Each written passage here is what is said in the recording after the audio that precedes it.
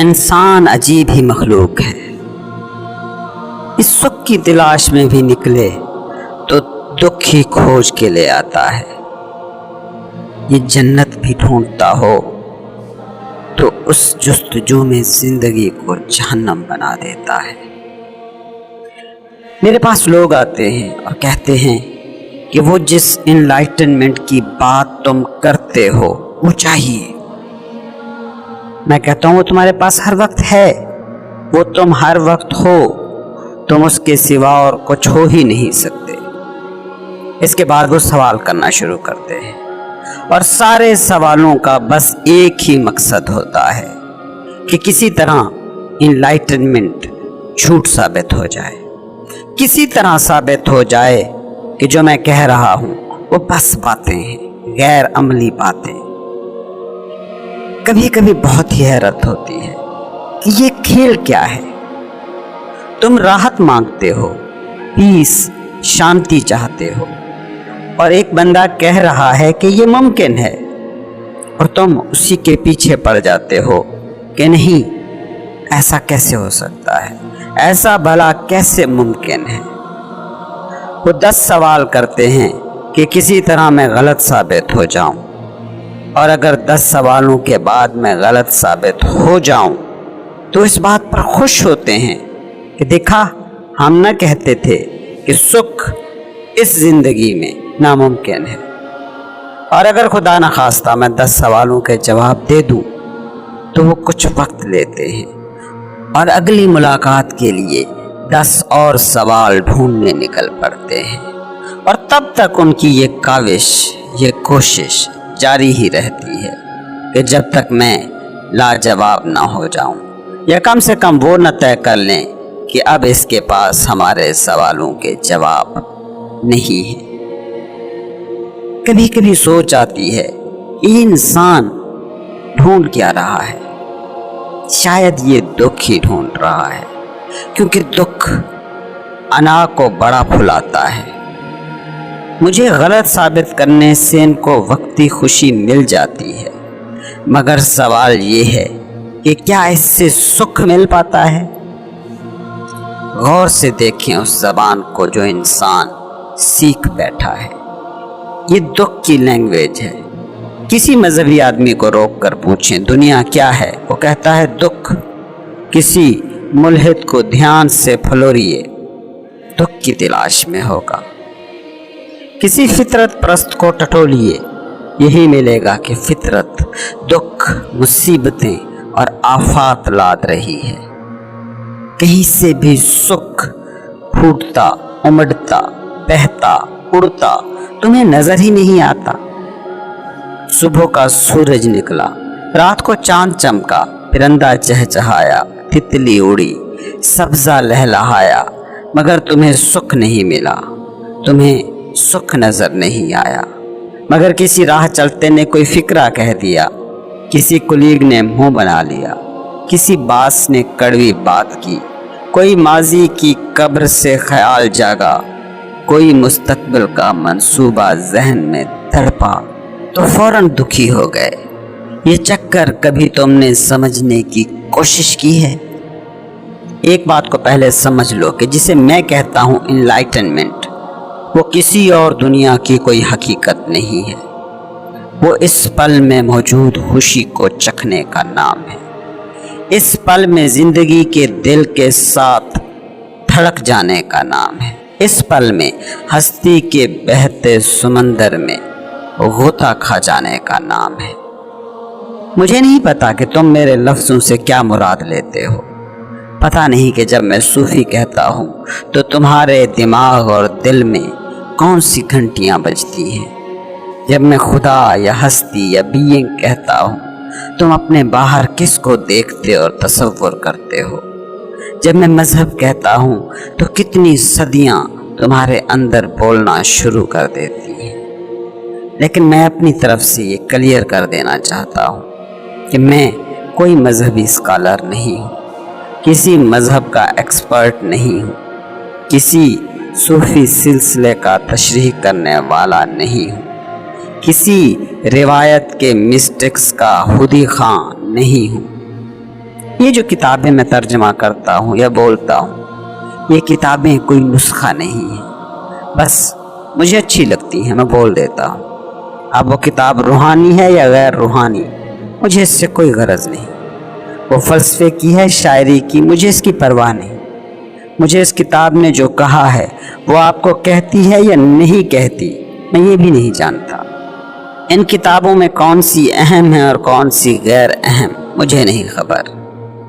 حقیقت کی کہوں تو یہ ہے کہ لفظوں سے میں کہنے کی کوشش تو کرتا ہوں، مگر جو کہنا ہے وہ یقین مانے لفظوں میں آتا نہیں ہے۔ کہہ کر میں اسے کہنے کی کوشش کرتا ہوں کہ جو کہا نہیں جا سکتا۔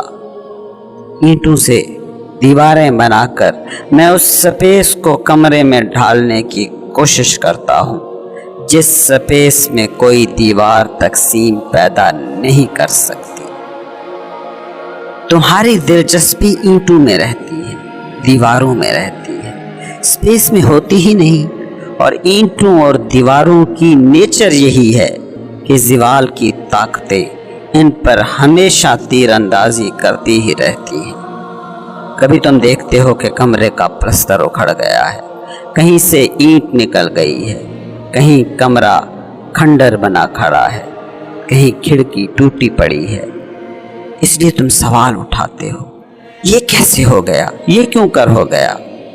او بھائی، ان اینٹوں سے، ان دیواروں سے سپیس کے ایک چھوٹے سے کونے سے تعارف کرانے کی کوشش کی گئی تھی۔ اس سپیس کو جانتے ہی تم سارے سپیس سے جڑ جاتے ہو، جو کہیں کٹا ہوا نہیں ہے، کہیں پھٹا نہیں ہے، کہیں منقسم نہیں، کہیں ڈیوائیڈڈ نہیں۔ انلائٹنمنٹ اس سپیس سے تعلق کا نام ہے۔ تم اس جسم اور دماغ سے زیادہ کچھ ہو، اس کو جاننے، بلکہ یوں کہیے اس کے ہو جانے کا نام ہے انلائٹنمنٹ۔ انلائٹنمنٹ اس تجربے کو شیئر کرنے کا نام ہے جو زندگی اس وقت کر رہی ہے۔ یہ کوئی ماورائی حقیقت نہیں، اس پل کی تمہاری ایکچول ریئلٹی ہے۔ مسئلہ بس ایک ہے کہ تم اس ریئلٹی کو جس ٹول سے سمجھنا چاہتے ہو، وہ ٹول اس کے لیے بنا ہی نہیں۔ تم مائنڈ سے اس تصور کو سمجھنے کے چکر میں پڑے ہو۔ تم سپیس کو بھی دیواروں کی زبان میں سمجھنا چاہتے ہو، خاموشی کو بھی لفظوں سے ڈیفائن کرنا چاہتے ہو۔ تم میں کچھ چپ ہے جو سارے لفظوں کی وجہ ہے، اس کو دماغ سے نہیں جان سکتے۔ تم میں کچھ ساکت ہے جو ہر حرکت کی وجہ ہے، اس کو تم تصور میں نہیں ڈھال سکتے۔ گاڑیوں کے پہیے دیکھتے ہو کتنا تیز دوڑتے ہیں، مگر وہ یہ تیز دوڑ کیوں دوڑ پاتے ہیں؟ کیونکہ ان میں ایک کیل ہے جو ساکت ہے۔ یہ دوڑ اس کیل کی وجہ سے ممکن ہے، یہ رفتار اس ٹھہراؤ کی مرہون منت ہے۔ ایک شخص نے سوال کیا ہے، آپ بھی سنیے۔ محترم جناب، ایک بات سچ بتائیں، اس میٹیریل کو پڑھ کر آپ کی زندگی میں کتنی انلائٹنمنٹ آئی؟ آپ کس حد تک جان گئے؟ کیا آپ کو رول ماڈل بنایا جا سکتا ہے؟ شکریہ، میرے سوال کو مثبت لینا ہے۔ اب اس سوال کو غور سے دیکھیں۔ ان حضرت کو خود میں نہیں، مجھ میں دلچسپی ہے۔ کسی بھی میٹیریل کو پڑھ لینے کا انلائٹنمنٹ سے بھلا کیا تعلق ہو سکتا ہے؟ جاننے کو کیا ہے کہ اس حد تک جانا جا سکتا ہے؟ ویسے جاننے کو ہے ہی کتنا؟ یہ پل، اس پل میں جو ہو رہا ہے وہی جاننے کا میدان ہے۔ اس کے علاوہ جو بھی ہے وہ میموری کا کھیل ہے۔ کبھی زیادہ جاننے والوں کی نیچر پر غور کرو۔ 8ویں کلاس کے بچے سے پوچھو بیالوجی کیا ہے، وہ ایک سطر میں جواب دے دیتا ہے کہ زندہ چیزوں کا علم بیالوجی ہے۔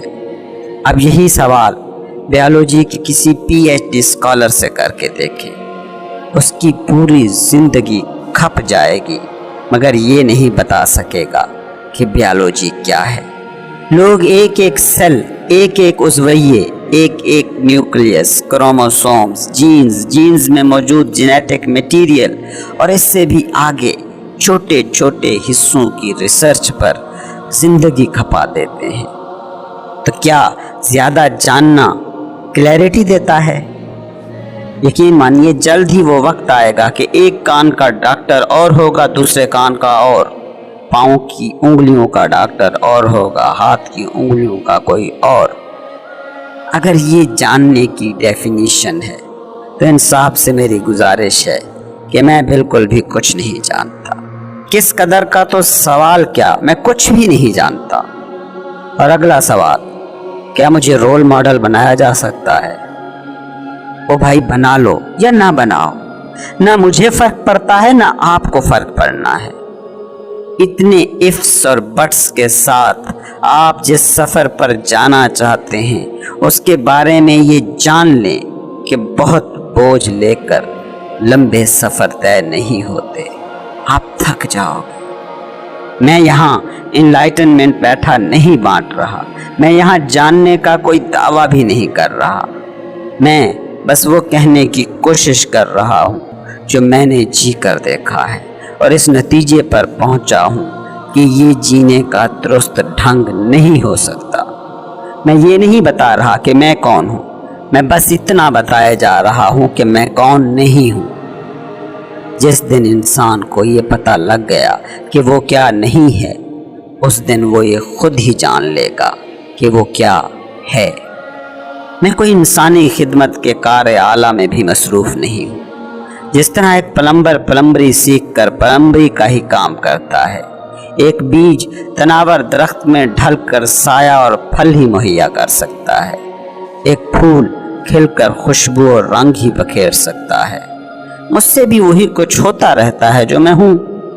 ہونا اپنے ڈھنگ سے اپنا اظہار کرتا رہتا ہے، چاہے وہ ظاہر کرنا چاہے یا نہ چاہے۔ میں یہاں یوٹیوب پر بول کر نہ تو کوئی فریضہ نبھا رہا ہوں، نہ دنیا کو بدلنے کے خواب پال رہا ہوں، میں بس کر رہا ہوں جو مجھ سے ہو رہا ہے۔ یہ اہم ہے یا غیر اہم، فرق نہیں پڑتا۔ درخت سے پتا گرتا ہے، اس کا گرنا اہم ہے یا غیر اہم؟ کیا کبھی پتا یہ سوال کرتا ہوگا؟ گھاس کا ایک تنکا اگا، کیا اس نے پوچھا کسی سے کہ اس کا اگنا اہم ہے یا نہیں؟ سورج اپنے طلوع و غروب پر کیا ایسے سوال اٹھاتا ہے؟ چاند کبھی اپنے ہونے کا مقصد طے کرتا ہوگا؟ رول ماڈل بنانے میں مصیبت بس ایک ہے کہ فوکس اگلے بندے پر چلا جاتا ہے جو رانگ فوکس ہے۔ فوکس ہونا چاہیے اس پوائنٹ پر جس پوائنٹ سے آپ زندگی کو دیکھ رہے ہیں۔ روحانیت یا تصوف یا مسٹیسزم کی اصطلاح عام طور پر استعمال ہوتی ہے۔ میں بھی اکثر یہ ٹرم استعمال کرتا ہوں اور یہ جان کر کرتا ہوں کہ اس کے عموماً مطلب غلط ہی لیے جاتے ہیں۔ روح کو جو بھی اینٹی باڈی جسم مخالف فینومینن سمجھتا ہے یا اینٹی مائنڈ کوئی ریئلٹی سمجھتا ہے تو وہ ایک بات تو پہلے ہی سمجھ لے کہ وہ غلط راستے پر پڑ چکا ہے۔ روحانیت، جسم اور دماغ دشمن کوئی سائنس نہیں ہے، بلکہ یہ سمپل انڈرسٹینڈنگ ہے۔ یہ جسم، روح اور دماغ کو الگ الگ خانوں میں رکھ کر کسی کو چاہنے اور کسی سے کراہت کرنے کا نام نہیں ہے، بلکہ روحانیت نام ہے میرٹ کا، عدل کا، یہ جاننے کا کہ جو ہے وہ کیا ہے۔ یہ ججمنٹس پاس کرنے کا نام نہیں ہے، یہ تنقید کا آرٹ نہیں ہے، یہ کسی ازم کا مخالف نہیں، یہ کسی ازم کا حامی نہیں، یہ بس سیدھی سادھی اویئرنیس کا نام ہے۔ کوئی روحانی شخصیت اگر بیٹھی دوسرے فرقے کے لوگوں کو، قوموں کو، ازموں کو غلط، غیر فطری، ان نیچرل کہہ رہی ہے تو جان لیں کہ وہ روحانی شخصیت روحانی تو قطعاً نہیں ہے۔ روحانی شخصیت کسی چیز، کسی شخص کے تصورات، کسی ازم پر تنقید کرتی ہے تو اس کا بھی بس ایک ہی مطلب ہوتا ہے کہ چیزوں کو ان کے حقیقی مقام پر رکھ کر دیکھا جائے، نہ کہ اس کا مطلب کسی ایسی چیز کو تحقیر کا نشانہ بنانا ہوتا ہے کہ جو اصل میں ہے۔ یاد رکھیے گا، جو ہے وہ نیچرل ہے، وہ ہستی کی منظوری سے، اپروول سے ہے۔ جو ان نیچرل ہو وہ واقع ہی نہیں ہوتا۔ ہماری ویڈیوز جو آپ سنتے ہیں، اس سے اگر آپ اس نتیجے پر پہنچے ہیں کہ جسم بوجھ ہے، ذہن کوئی ایسی چیز ہے جس کے خلاف لڑنا ہے یا انا کو مٹانا ہے، تو آپ نے پھر یہ ویڈیوز غلط سمجھی ہیں۔ ان تمام ویڈیوز کا مقصد بس ایک ہے کہ جو جیسا ہے اس کو ویسا جانا جائے، اس کے ویسا ہونے کو قبول کیا جائے۔ جسم بھی اتنا ہی ضروری ہے جتنی روح، ذہن بھی اتنا ہی لازمی ہے جتنی روح، انا بھی اتنا ہی ضروری ٹول ہے انسان کی بقا کے لیے جتنا جسم یا روح۔ کرنے کا کام بس ایک ہے کہ جو جیسا ہے اسے ویسا جانا جائے۔ مسئلہ ہے آئیڈینٹیفیکیشن۔ جب آپ کسی چیز سے، کسی تصور سے نتی ہو کر خود کو وہی مان لیتے ہیں تو اس سے آپ خود کو محدود کر لیتے ہیں۔ اگر ان تصورات سے، ان چیزوں سے نتی ہوئے بنا آپ ان چیزوں، ان تصورات کو جیتے ہیں تو پھر آپ خود کو محدود نہیں کرتے، لیمیٹڈ نہیں کرتے۔ اس کو یوں سمجھیں کہ ایک بچہ ہے، اس کو پوچھیں کہ وہ کیا بن سکتا ہے تو وہ ٹیچر سے اسٹرانومر تک کچھ بھی ہونے کا امکان اپنے اندر رکھتا ہے۔ لیکن یہی بچہ جب ڈاکٹر یا انجینئر بن جاتا ہے اور خود کو اپنے اس رول، اپنے اس کام، اپنے اس فنکشن سے پہچاننا شروع کر دیتا ہے، آئیڈینٹیفائیڈ کر لیتا ہے، تو اب وہ ڈاکٹر یا انجینئر کے علاوہ اور کچھ نہیں ہو سکتا۔ ایمانداری سے بتائیں، کیا یہ شخص پھیلا ہے یا اس نے خود کو محدود کیا ہے؟ یہ سوال ذرا خود سے پوچھیں۔ تم جسم ہو، تم ذہن ہو اور تم روح بھی ہو۔ جسم سے آئیڈینٹیفیکیشن ہوئی تو تم دنیا دار اور مٹیریلسٹ ہو گئے۔ ذہن سے آئیڈینٹیفیکیشن ہوئی تو تم ریشنلسٹ اور لاجیکل پازیٹیوسٹ ہو گئے۔ روح تمہاری ہستی کا وہ مقام ہے جہاں تمہارا جسم ہوتا ہے مگر تم اس سے آئیڈینٹیفائیڈ نہیں ہوتے۔ ذہن ہوتا ہے مگر تم اپنا ہونا بس اسی سے نہیں نکالتے۔ فیملی، کاروبار، نوکریاں ہوتی ہیں مگر تم اپنی شناخت ان سے اخذ نہیں کرتے۔ روح وہ آزاد اور فری حالت ہے کہ جب تم ان سب چیزوں کے مالک تو رہتے ہو مگر یہی چیزیں تم نہیں ہو جاتے۔ روح بس اسی اویئرنس کا نام ہے۔ تم اگر روحانی ہونے کا دعویٰ کرتے ہو اور جسم اور ذہن کی مخالفت برائے مخالفت کیے جا رہے ہو تو سمجھ جاؤ کہ تم روح نہیں ہوئے ہو، بلکہ روحانی ہونے کا ایک اور رول ہے جو تم اس وقت نبھا رہے ہو۔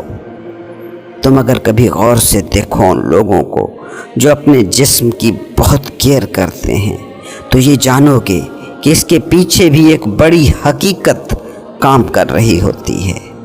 کہیں اس شخص میں یہ پوائنٹ موجود ہے جو جانتا ہے کہ اس جسم کے ٹیمپل میں روح نام کا دیوتا موجود ہے۔ جس نے اپنے اندر موجود روح کو دیکھا وہی جانتا ہے کہ جسم کتنا اہم ہے۔ اسی لیے میں بیچ بیچ میں ایسی ویڈیوز بناتا رہتا ہوں تاکہ آپ لوگ جسم اور ذہن کی مخالفت میں کھڑے ہو کر ایک اور آئیڈیا نہ تراش لیں۔ مٹیریلسٹ کے مقابلے میں اسپریچولسٹ ہو جانا کوئی کارنامہ نہیں ہے۔ آئیڈیا کی سطح پر دونوں ہی ایک جیسے ہیں۔ ایک نے سکے کا ایک رخ پکڑ لیا ہے اور دوسرے نے سکے کا دوسرا رخ تھام لیا ہے۔ اس لیے تو دنیا کا ہر مذہب عبادت کی بات کرتا ہے، ہر صوفی مراقبے کی بات کرتا ہے، ہر گرو میڈیٹیشن کی ترغیب دیتا ہے کہ جو انائی دوڑ تم دوڑ رہے ہو اس کو بریک دو اور چیزوں کو ان کے حقیقی مقام پر رکھ کر دیکھنے کی مشق کرو۔ یاد رکھنا، انا اور سیلف دو حقیقتیں نہیں ہیں بلکہ ایک ہی حقیقت کے دو نام ہیں۔ جیسے ایک کمرہ جس کی لائٹ بجھی ہے اور وہی کمرہ اس وقت جب اس کی لائٹ جلی ہوئی ہے۔ کمرہ نہیں بدلا مگر لائٹ کے جلنے اور بجھنے سے اس کی حالت، اس کی اسٹیٹ بدل گئی ہے۔ جس کمرے کی لائٹ جلی ہوئی ہے اس میں کچھ بھی ڈھونڈنا ہو، بلا تکلف اور پریشانی کے وہ چیز ڈھونڈی جا سکتی ہے۔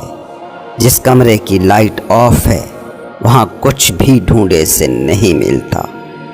روشن حالت کا نام ہے ہستی، سیلف۔ اندھیری حالت کا نام ہے ایگو۔ یہ حالتوں کے نام ہیں، حقیقتوں کے نہیں، کیونکہ حقیقت بٹی ہوئی، کٹی ہوئی ہوتی ہی نہیں۔